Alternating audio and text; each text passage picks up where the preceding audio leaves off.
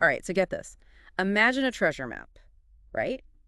But instead of leading to buried gold, it unlocks the future of European defense technology. That's basically what we're dealing with today. The European Defense Fund's 2025 work program, over 1 billion, is going into collaborative research and development, all focused on keeping Europe ahead of the curve in defense. And it's not just throwing money at the problem. The European Defense Fund, or EDF, is all about fostering collaboration and boosting the competitiveness of the European defense industry. Okay, so big picture, what's the strategy here? What's fascinating is how the EDF is laser-focused on the EU's strategic priorities. They're working hand-in-hand with the Strategic Compass, which guides the EU's security and defense policy, and the Strategic Technologies for Europe platform, or STEP. So it's not just about building cool gadgets, it's about making sure those gadgets actually fit into Europe's long-term defense goals. Exactly. And the scope is huge. We're talking 31 specific topics, covering everything from ground combat and space innovations to AI-driven cyber solutions and even sustainable energy for defense purposes. Okay, let's unpack this a bit. Where does the money actually go? Anyone can apply. Think of it like a giant competition. There are 9 competitive calls for proposals, each covering a bunch of those 31 topics. So what kind of projects are we talking about? Give me some examples. Well, imagine this: robotic arms that can repair or refuel satellites in space. It's called in-orbit servicing, and it's one of the things the EDF is funding. That sounds straight out of a sci-fi movie. It does, doesn't it? But it's becoming a reality. They're also looking at things like next-generation ground combat systems, where soldiers have integrated sensors and communication networks built right into their gear. So like a high-tech Iron Man suit. Kind of. It's Yeah. all about giving soldiers an edge on the battlefield. And of course, there's AI. Everyone's talking about it, and the EDF is no exception. They're funding research into AI systems for cyber defense and intelligence analysis, basically trying to teach computers to think like the best human analysts. Now, earlier you mentioned disruptive technologies. What does that even mean in the world of defense? It's about those innovations that completely change the game.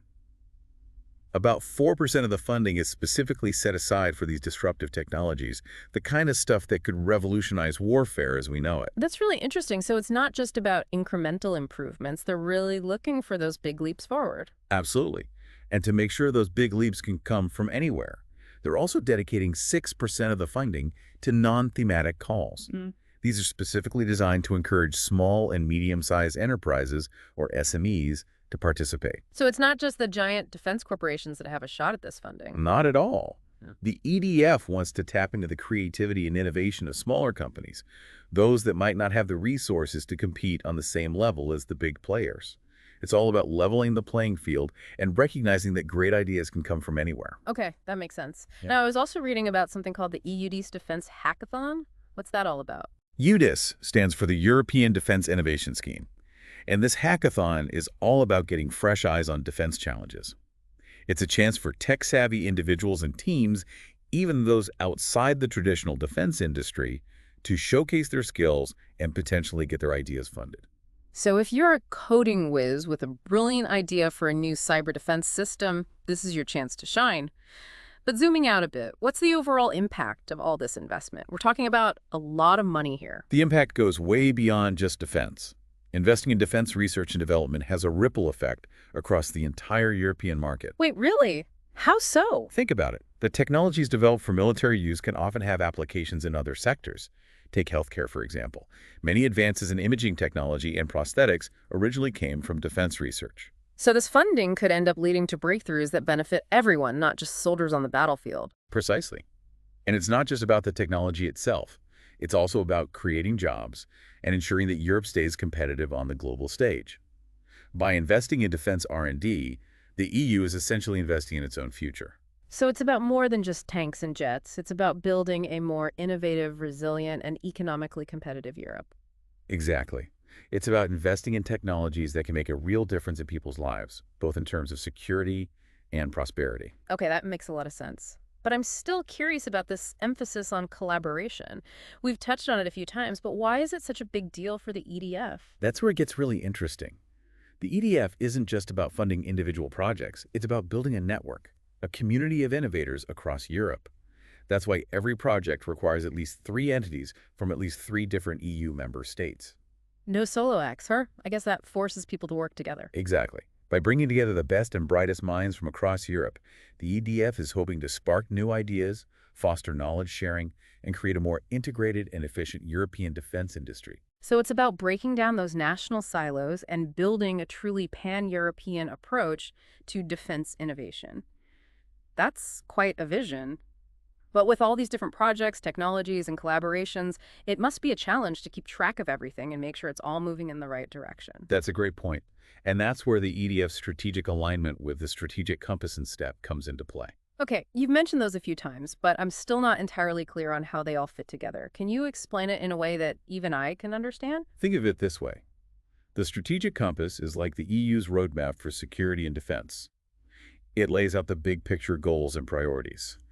STEP, on the other hand, focuses on developing specific technologies that are crucial for achieving those goals. And the EDF provides the fund and the framework for bringing those technologies to life through collaborative research and development projects. So it's like a three-legged stool, each part supporting the other. It's exactly. The strategic compass provides the direction, STEP identifies the key technologies, and the EDF provides the fuel to make it all happen. And by working together, these three elements are helping to ensure that Europe stays ahead of the curve in defense innovation. This is all incredibly fascinating. It's clear that the EDF is serious about driving innovation in the defense sector. But I'm curious, what are some of the challenges they might face in achieving their ambitious goals? One of the biggest challenges is managing the complexity of these large-scale collaborative projects. Coordinating efforts across multiple countries, organizations, and technological domains can be like herding cats, but with cutting-edge technology. I can imagine. And it's not just about getting everyone to work together. There's also the challenge of making sure that these projects actually deliver tangible results. It's one thing to invent something cool in the lab, but it's another thing to get it into the hands of the soldiers who need it. You're absolutely right. Bridging that gap between research and development and actual operational use is crucial. It requires effective communication and coordination between researchers, industry, and military end users. So how do they address that gap? The EDF is actively working to foster closer ties between those different stakeholders. They're encouraging early engagement of military users in the project definition phase to ensure that the technologies being developed meet real-world operational needs. They're also promoting the establishment of test and evaluation centers, where new technologies can be rigorously assessed in realistic operational environments. So it's like a real-world proving ground for these defense innovations. Precisely. By creating these opportunities for testing and feedback, the EDF aims to accelerate the transition from research to deployment, ensuring that the investments made in innovation translate into tangible benefits for European defense capabilities. All right, so we've talked about the big picture goals, the funding mechanisms, the focus on disruptive technologies, and the importance of collaboration. But I think it's time to dive into some specific examples of what the EDF is actually funding. What are some of the projects that have you particularly excited? There are so many fascinating projects, it's hard to choose. But one area that's particularly interesting is the focus on space. It's becoming increasingly important in defense strategy, and the EDF is investing heavily in developing capabilities for space situational awareness. Space situational awareness. I've heard the term, but can you break it down for me? It's all about having a clear picture of what's happening in space, Yeah. tracking satellites, debris, and potential threats. Imagine a highway with thousands of cars speeding around with no traffic rules. That's kind of what space is like right now, and it's becoming more crowded and contested every day. So how does the EDF plan to bring some order to this space traffic jam? They're looking at some really innovative projects. One example is developing technologies for in-orbit servicing and debris removal. Think robotic arms that can repair or refuel satellites in space, or even capture and deorbit defunct ones to prevent collisions. That's incredible. It's like having a tow truck service for space. Exactly. It's crucial for protecting our space assets, especially as we become more reliant on them for communication, navigation, and intelligence gathering. That makes sense. And speaking of staying connected, I know we've touched on the importance of resilient communication networks. Is that also a big focus area for the EDF? Absolutely. It's one of the top priorities. Yeah. In modern warfare, where everything is networked, secure and reliable communication is absolutely essential. I can see why that would be critical. But wouldn't it make more sense to spread the funding across a wider range of technologies rather than focusing so heavily on one area? That's a valid point. But the thing about resilient communication is that it underpins everything else. Without it, you can have the most advanced weapon systems in the world, but they won't be effective if you can't coordinate their use or share information in real time. It's like having a symphony orchestra with all the best musicians, but no conductor to bring it all together. That's a great analogy. So you're saying that investing in resilient communication is like building a strong foundation for all other defense capabilities. Precisely. And the EDF is exploring a range of innovative technologies to achieve this, from quantum communication to software-defined networking. Quantum communication, I thought that was still in the realm of science fiction. It's rapidly becoming a reality. Quantum communication leverages the principles of quantum mechanics to create unbreakable encryption keys, making it virtually impossible for adversaries to eavesdrop on sensitive information. So it's like having a secret code that even the most sophisticated hackers can't crack? Exactly. Mm. And then there's software-defined networking, which allows for more flexible and adaptable communication networks. Imagine a network that can think for itself, rerouting traffic around damaged or compromised links automatically. It makes it much more difficult for adversaries to disrupt communications. It's like having a self-healing network that can adapt to any situation. That's pretty impressive. But with all these cutting-edge technologies, how do they make sure they actually meet the needs of the soldiers on the ground? That's where the EDF's focus on collaboration and user engagement comes in. They're encouraging close cooperation between researchers, industry, and military end users throughout the entire development process. So it's not just about scientists working in isolation, they're actually getting input from the people who will be using these technologies in the field. Exactly. And they're also setting up real-world testing and evaluation centers to put these technologies through their paces in realistic scenarios. So it's not just about ticking boxes in a lab, it's about making sure these innovations can actually perform under pressure. Absolutely. It's about bridging that gap between research and operational use. Okay, I'm starting to get a much clearer picture of how the EDF is approaching this challenge of driving defense innovation. But I'm still curious, how does this program compare to similar efforts in other parts of the world? Is Europe leading the pack in this area? The EDF is definitely unique in its focus on collaborative cross-border projects within the European Union. Other countries like the United States have their own defense research and development programs, but they often operate on a more national level. So it sounds like the EDF is really pushing the boundaries of international cooperation and defense innovation. Exactly. And it's being closely watched by other regions as a potential model for how to foster collaboration and accelerate technological advancements in this critical sector. That's really interesting. So in a way, the EDF is not just about boosting European defense, it's also about setting a new standard for global cooperation and innovation. Absolutely. Mhm. And it's about recognizing that the challenges we face in today's world, particularly in the area of security and defense, are increasingly transnational. No single country can solve them alone. That makes a lot of sense. We need to be working together, sharing knowledge and resources to develop the best possible solutions. But it's not just about the technology, right? It's also about the people behind those innovations. What kind of impact is the EDF having on the careers and opportunities for those working in the European defense sector? That's a great question. The EDS is not only driving technological advancements, but it's also fostering a new generation of scientists, engineers, and entrepreneurs who are passionate about defense innovation. So it's not just about building better weapons, it's about building a stronger workforce for the future. Exactly. The EDF is creating opportunities for young people to pursue careers in STEM fields, and it's encouraging collaboration and knowledge sharing between academia, industry, and government. This is helping to build a more dynamic and innovative defense ecosystem in Europe. It's exciting to think about the ripple effects of this program, not just on technology, but also on the people and the future of the European defense industry as a whole. But before we wrap up, I'd love to hear about some specific success stories from previous EDF funding rounds.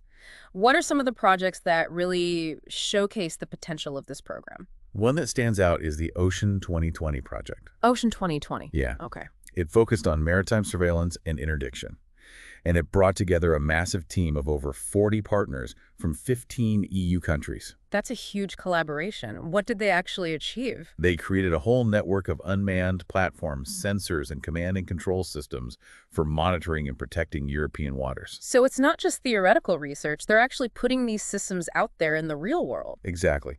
It's a great example of how the EDF can foster this kind of large-scale, multinational collaboration and deliver tangible results. Yeah. There are plenty of other success stories, too, in areas like cyber defense AI and advanced materials, Yeah. all pushing the boundaries of what's possible in defense technology. It's incredibly inspiring to see these projects come to life and make a real difference. We've covered a lot of ground in this deep dive. The EDF's strategic goals, the innovative technologies, the impact on the defense industry, and the amazing success stories. But before we wrap up, I want to bring it back to our listeners. Okay. We've talked about the big picture, but how can someone listening actually get involved with the EDF? Hmm. The great thing about the EDF is that it's not just for big defense contractors. There are opportunities for individuals, researchers, small businesses, and even just interested citizens to get involved. So there's a place for everyone at the table. Absolutely. The EDF is designed to be inclusive and to encourage participation from a wide range of stakeholders. Whether you have a groundbreaking idea, you're looking to commercialize a new technology, or you're simply passionate about the future of European security, there are ways to contribute. That's really encouraging to hear. What would you say to someone who's feeling a bit overwhelmed and doesn't know where to start? I'd say do your research, find your niche, and don't be afraid to reach out and connect with others. The EDF website is a great starting point, and there are tons of resources and networking opportunities available. The EDF community is very welcoming and supportive, so don't hesitate to ask questions and seek guidance. That's fantastic advice. This deep dive has been incredibly eye-opening. We've explored the world of the European Defense Fund. It's not just about funding projects, it's about building a more secure, resilient, and innovative Europe. And it's about empowering individuals and organizations to be a part of that future. But as we wrap up, I always like to leave our listeners with something to ponder. So here's a final thought-provoking question for you. If you could direct funding towards one defense technology, what would it be and why? That's a tough one. There are so many possibilities. But if I had to choose just one, I think I'd focus on developing advanced technologies for early warning and threat detection. Ooh, interesting. Tell me more. Think about it. In today's rapidly evolving security landscape, being able to anticipate and respond to threats before they materialize is absolutely crucial. Whether it's detecting and tracking hypersonic missiles, identifying potential cyber attacks, or monitoring for emerging biological threats, having those early warning systems in place can make all the difference. It's about shifting from a reactive to a proactive approach to defense. And that's where I think we need to be focusing our efforts. That's a really compelling point. Having that foresight and ability to act decisively before a crisis unfolds could be game-changing. So thank you for sharing that insight, and thank you to all our listeners for joining us on this deep dive into the European Defense Fund. It's a complex and fascinating topic, and we've only just scratched the surface, but we hope this has given you a better understanding of the EDF's mission, its impact, and the incredible opportunities it presents for the future of European defense.